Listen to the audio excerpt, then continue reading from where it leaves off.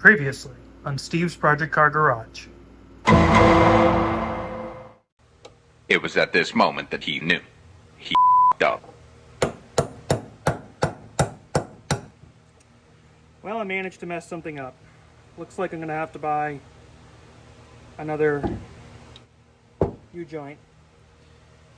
Because, if you look, I'm guessing that maybe a bearing fell out and it pushed through the cap. I don't know what I can do about that other than pull it out and order a new one. It's exactly what I thought. I must have knocked the bearing loose, and that's what broke. So, well, I guess I know what I'm ordering now.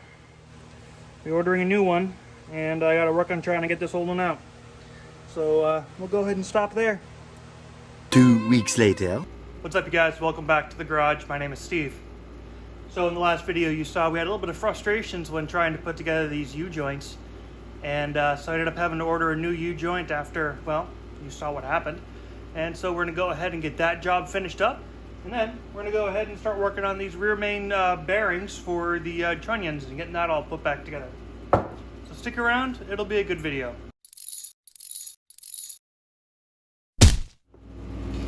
Alright, so here's the end result of my failed attempt. What happened is one of the needle bearings fell over when I was hitting it with a hammer, and then when I went ahead and used the press, it just pressed the needle bearing right into the cap, causing the cap to crack, and well, there we are. Thankfully, it was a relatively cheap lesson. This is like a $20 part. Actually, I'm sorry, it was a $10 part. By the time I had shipping and everything, it comes out to 20 bucks. So I ended up ordering another one, and this is a sealed, much like the other one, but this is from Moss, not from Rimmer Brothers, but it should do the exact same job. I don't see any real big differences on it. Let's go ahead and pop them open just for comparison.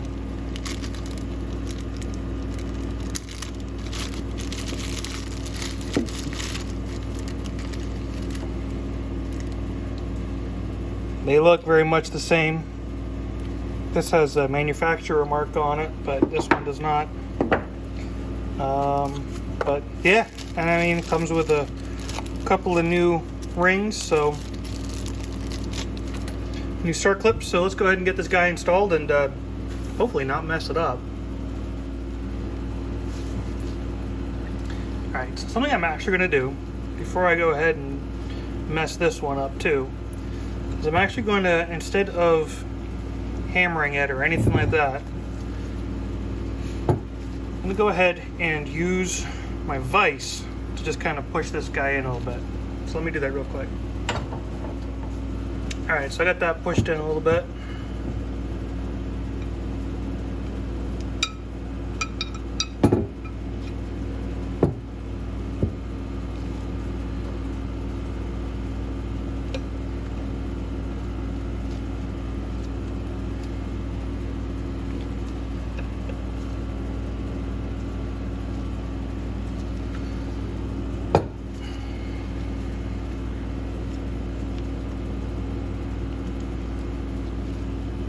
I don't think it's straight. 11 minutes later. Alright, so I got that mostly in. I'll use the press to take that last little bit home. And it feels actually good, unlike last time where I had some bind to it. So I think we're good here. Let's go ahead and finish putting that home with the press. Alright. Got that home. Let's go ahead and get a clip.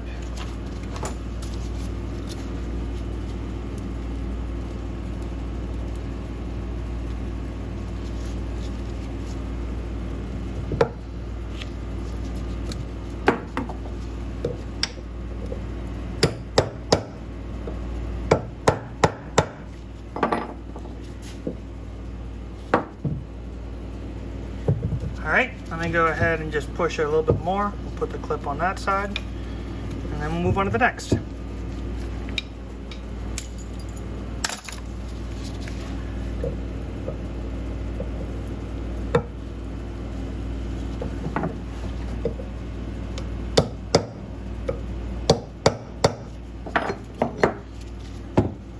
So that's one half of the puzzle. Let's get the other half. Alright, got that on. Again, I'm going to go ahead and use the vise, or the press rather, to finish these up.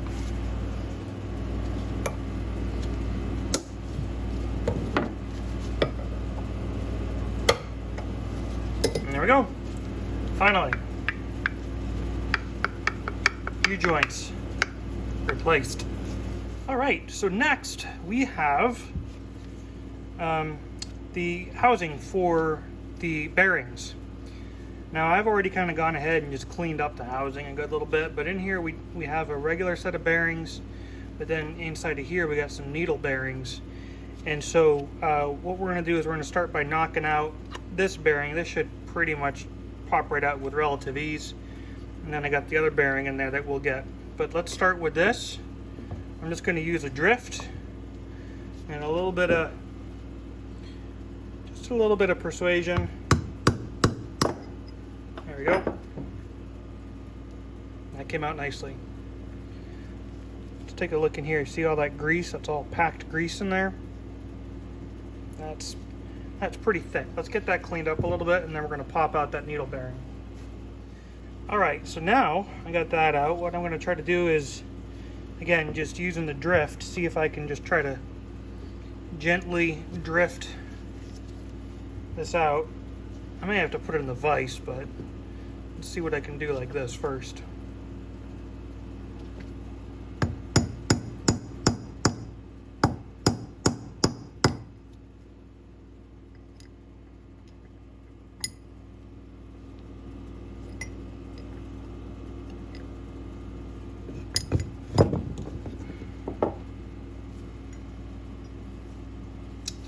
Okay, I'm gonna go put this in the vise real quick and see if I can get that out.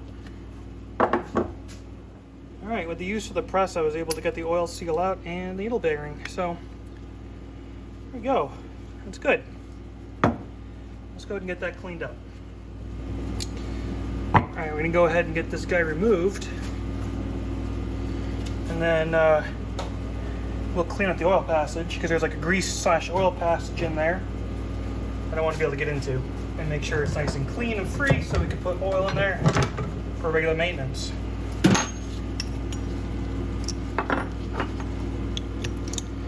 Looks like that's a 7/16.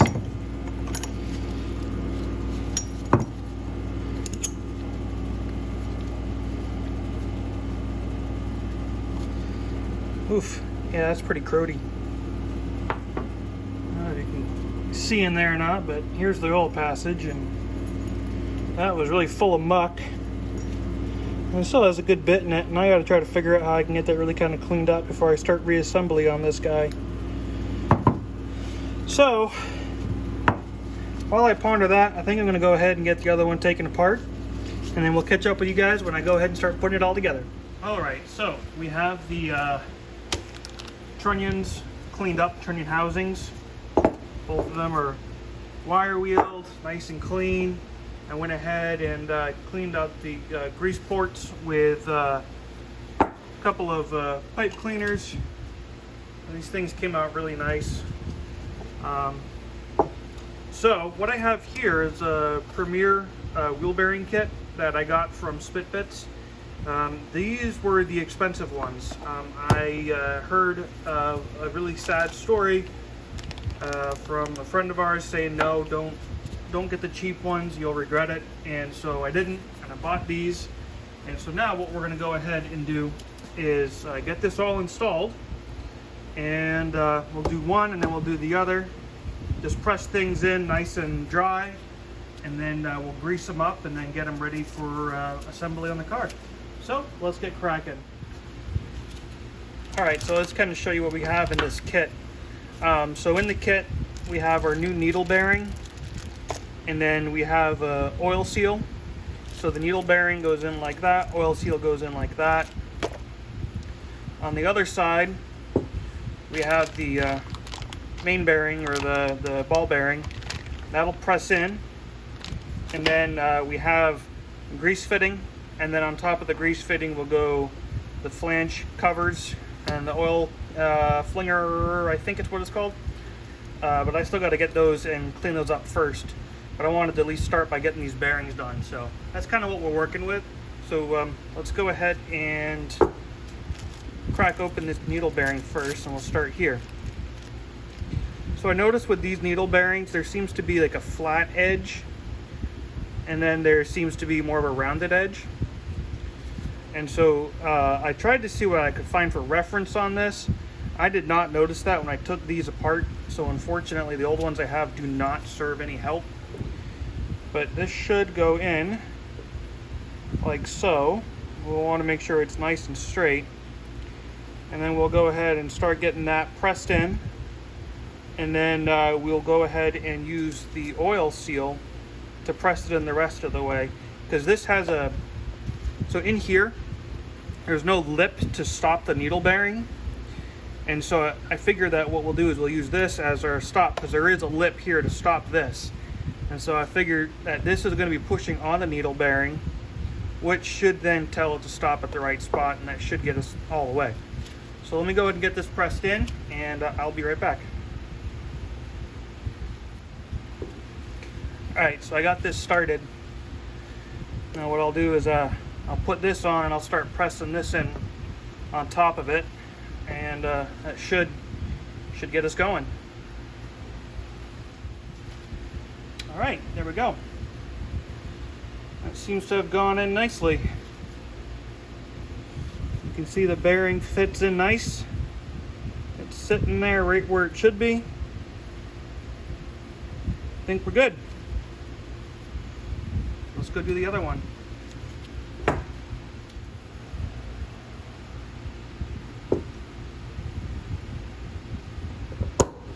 That just popped right in, so that's nice. Cool. Alright. So we're going to go ahead and put that off to the side. Let me get the other one done. And then we'll get these greased, and then we'll close them up. Saran wrap them maybe, or put them into a Ziploc bag so they stay nice and clean. And yeah, keep on moving. Alright, so we got the trunnions all done up and over there. The bearings are put in, they're sealed up in a nice Ziploc bag so they stay good and clean. We will grease them once we get ready to install. I just don't want them to attract dirt and debris and all that beforehand. So they will stay put away. But these here are for the next bit that's going to go on top of those. So these fit onto the actual trunnion housing itself, and it kind of helps close everything up. In here we have an oil seal that this will sit directly on the trunnion itself, and then this caps on top of it from there, like that. So these obviously need to be seriously cleaned up, so I'm going to work on this for a little bit, get this grease out of here, throw them through a wire wheel, and go from there. Check with you in a minute. Alright, so I'm going to stop for a minute and show you something. These are really difficult to get out. You'd think it wouldn't be so hard, but they have a metal casing, whereas the other ones are plastic. And I don't know how easy it's going to be to remove the seal without actually damaging the housing itself. So I'm trying to be ginger with it, but I'm going to have to maybe try to get in here with like a small chisel and maybe just kind of bang it out. So I'm going to actually jump off camera for a minute, put this in the vise for an extra set of hands to see if I can make that work. So I'll check back with you. Alright, that worked. So, and I really didn't deform this at all, so it maintained nice shape. But essentially I took a small pointed chisel and I kind of went at it from this angle. Now once that worked, I grabbed my more blunt chisel and just popped it out. So let me get this other one done. Be back with you in a minute. Alright, cool. So here we are. Got these guys cleaned up. Well, not cleaned up, rather. I got these guys degreased, sort of. Got those seals pulled out. So what I'm going to do now is just set up my bench grinder, and I'm going to bench grind these with the wire wheel just to kind of get them nice and clean. And fingers crossed, I should be able to reuse them. So I'm going to go ahead and get started on that, and yeah, check in with you in a few.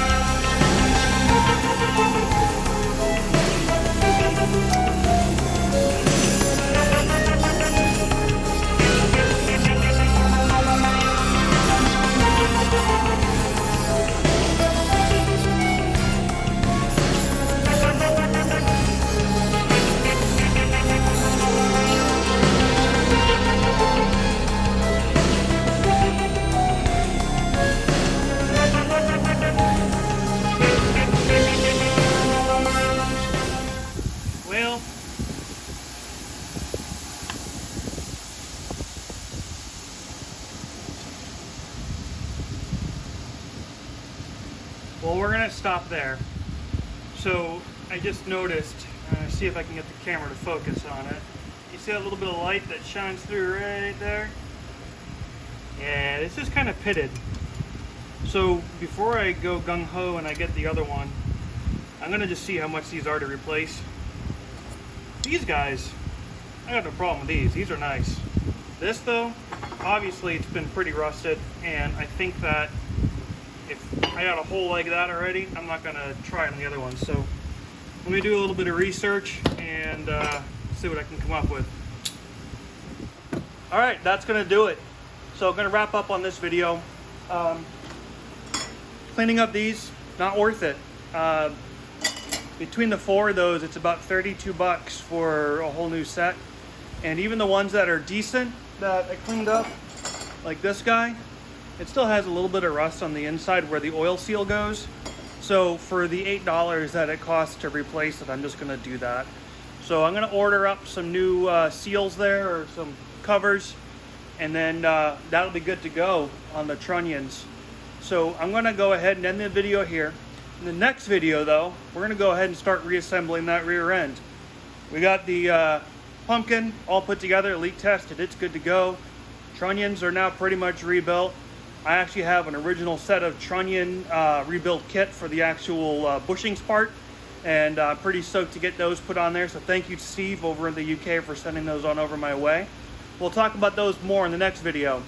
But for now, remember, on project cars like this, even in the heat of summer, you got to keep pushing on. And remember, don't be that dreaded previous owner. Cheers.